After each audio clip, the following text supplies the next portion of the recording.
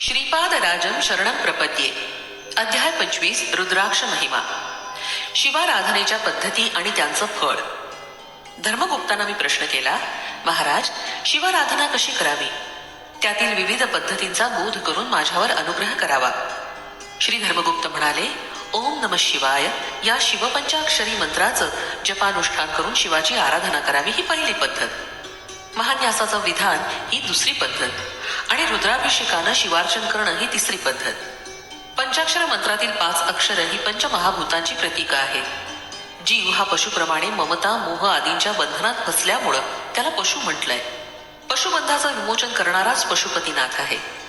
शिवपंचाक्षरी मंत्राचे शास्त्रात पंचकोनी नक्षत्रासारखं वर्णन आढळतं. या पंचकोनी मंत्रात मोक्ष प्रदान करणारे मंत्र पहिल्या वर्गाचे, भोग भाग्यादी देणारे दुसऱ्या वर्गात समाविष्ट होतात. पंचोपचारात भूतत्वाचं चंदन, जलतत्वाचं नारळाचं पाणी, अग्नितत्वाचं दीपाराधन, वायुतत्वाचा सुगंधित धूप आणि आकाश तत्वाचं घंटानाद असे उपचार येतात.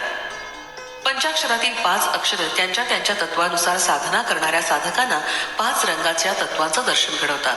पांढरा शुभ्र मोत्यांसारखा पांढरा पादरस किंवा चांदीसारखा चकचकीत प्रकाश, प्रवाळासारखी अरुण कांती, पिवळ्या हळदीसारखी सोनेरी कांती, निळ्या वर्णात निळ्या आकाशासारखी विश्वव्यापी कांती आणि शुद्ध धवल कांती.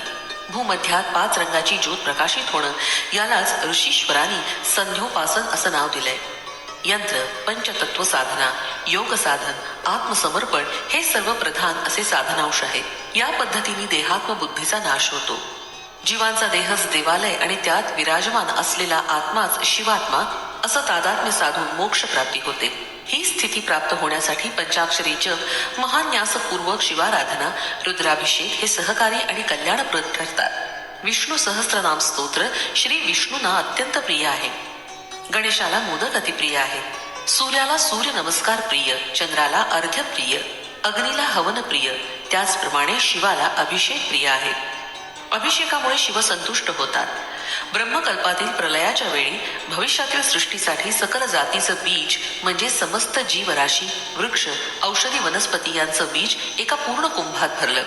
त्यात अमृत, सर्व नद्यांचं जल, समुद्राचं जल घालून गायत्री मंत्राद्वारे आपल्या प्राणशक्तीचं त्यात आवाहन केलं. या कुंभालाच पूर्ण कुंभ असं म्हणतात. या कुंभातील अमृताचं सिंचन महर्षींनी निरंतर पृथ्वीवर केलं. या कलशातील जलाचा अमृताचा अभिषेक प्रामुख्यानं कैलास पर्वतावर झाला. या कारणानं हे अमृतस्थान या नावानं प्रसिद्ध झालं. श्रावण पौर्णिमेच्या दिवशी अमरनाथ गुहेत बर्फाचं शिवलिंग तयार होतं. या दैवी शिवलिंगाचं दर्शन घेतल्यास समस्त पापापासून निवृत्ती होते. वशिष्ठ आणि अगस्त्य मुनींचा जन्म. जेव्हा पूर्ण कुंभास उलट केलं तेव्हा त्याच्यातून 2 महामुनी अवतरित झाले. यापैकी पहिले वशिष्ठ मुनी आपल्या शुभ्र तेजानं तळपत होते आणि दुसरे अगस्त्य मुनी नीलवर्णाचे असून त्यांची कांती अत्यंत तेजोमय होती. ते मित्र वरुणांच्या अंशरूपानं जन्मले. पूर्ण कुंभातील अमृतीकरण केलेल्या जलानं 11 वेळा 11 रुद्राभिषेक केल्यास 11चं पुण्यफल 11 रुद्र रूप हे शिवाकडून प्राप्त होतं. 11 रुद्राचा आणि वैष्णव संप्रदायातील 11 व्रताचा असा अति जवळचा संबंध आहे. त्यामुळे शिव आणि केशव हे अभिन्न रूपच आहेत. नमकानं रुद्राभिषेक केल्यास अकाल मृत्यू दोषाचं हरण होतं.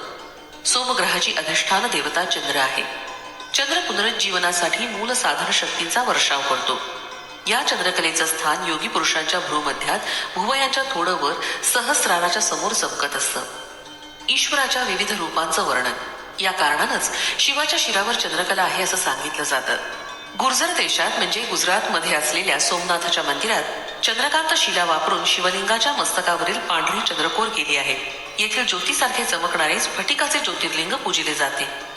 शास्त्राचं असं वचन आहे की स्वतःमध्ये रुद्र तत्व आल्याशिवाय रुद्राभिषेक करू नये. महान्यासामध्ये काळ म्हणजे स्वरूपाचा संहार करणारं. यासाठी अभिषेक करणाऱ्यांनी कालात्मक होऊन यज्ञ स्वरूप शरीरात न्यास करून रुद्राभिषेक करावा.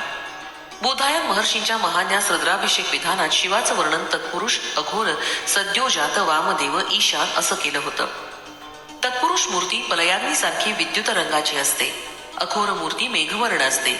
सद्योजात मूर्ती चंद्राच्या कांतीसम धवल असते. वामदेव मूर्ती गौरवर्णाची असते. ईशान मूर्ती ही तेजोमय असून आकाशवर्णाची असते. रुद्र सहस्रादी संख्येत असतात. रुद्राचे गण या नावानं संबोधल्या जाणाऱ्या देवता एका गणात 30,000 याप्रमाणे एकादश सहस्र गणात 33 कोटी रुद्राचे गण असतात. हेच गण भूमी, आकाश, अंतरिक्ष, जलवायू, शरीर, प्राण आणि मन यांना व्यापून असतात असं वेदांमध्ये प्रतिपादित केलं आहे. श्रीपाद प्रभूंची अर्चना स्मरण करणाऱ्या भक्तांना 33 कोटी रुद्रांचा अनुग्रह. रुद्राक्षाचं वर्णन. या 33 कोटी रुद्रांचा अधिपती श्री गणपती देवता आहे. याच कारणानं आपल्यातील गणपती तत्वास योग मार्गानं दर्शवण्यासाठी श्रीपाद प्रभूंनी आपला अवतार गणेश चतुर्थीच्या या मंगल दिनी या भूमीवर घेतला. यासाठी श्रीपाद प्रभूंची अर्चना स्मरण करणाऱ्या साधकांना 33 कोटी रुद्रांचा अनुग्रह प्राप्त होतो. धर्मगुप्त पुढे म्हणाले, अरे बाबा शंकर भट्टा, शिवभक्तांनी रुद्राक्ष धारण करावा. तो अत्यंत लाभप्रद असतो. रुद्राक्षाच्या 4 जाती आहेत, त्या याप्रमाणे: ब्रह्मजात, क्षत्रिय जात, वैश्य जात आणि शूद्र जात.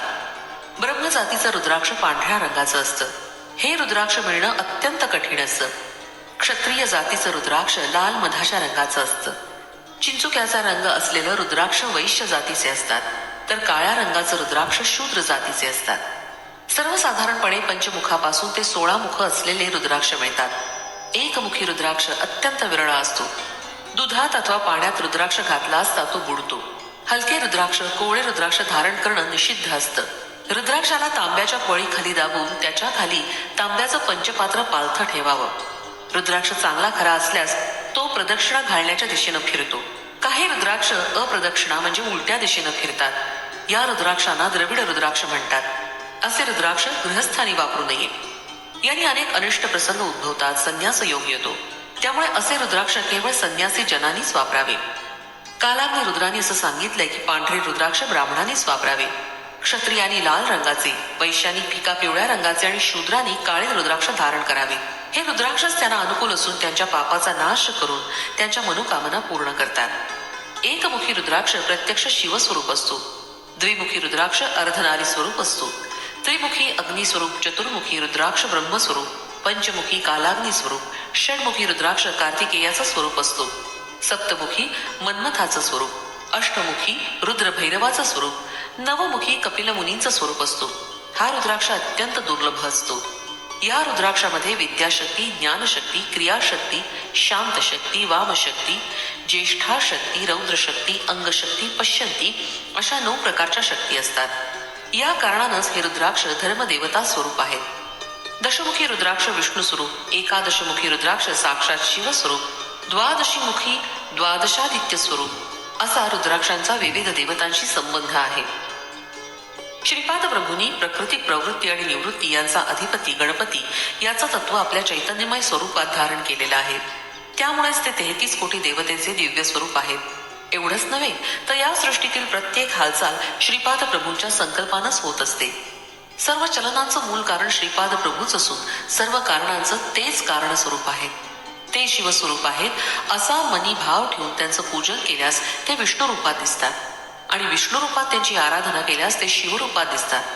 परंतु मनातील तर्कवितर्कांचा मल काढून टाकून त्यांना अनन्य भावानं शरण गेल्यास ते यथार्थ रूपात दिसतात. श्री धर्मगुप्त पुढे म्हणाले, अरे शंकर भट्टा, मी सुद्धा तुझ्याबरोबर गुरुगड्डीस येऊन श्रीपाद प्रभूंचं दर्शन घेऊन माझा जन्म कृतार्थ करून घेईन. मी आणि धर्मगुप्त म्हणजे मी शंकर भट्ट आणि धर्मगुप्त आम्ही दोघं गुरुगड्डीस आलो आणि श्रीपाद प्रभूंचं दर्शन घेतलं. त्याने डोळे उघडून आमच्याकडे पाहिलं आणि थट्टेनं म्हणाले, काय उत्तम चर्चा चालली होती. श्रीपाद हे शिवरूप आहे. मीच श्रीपाद आहे का? तसं नसेल तर श्रीपादच मी म्हणून आलोय काय?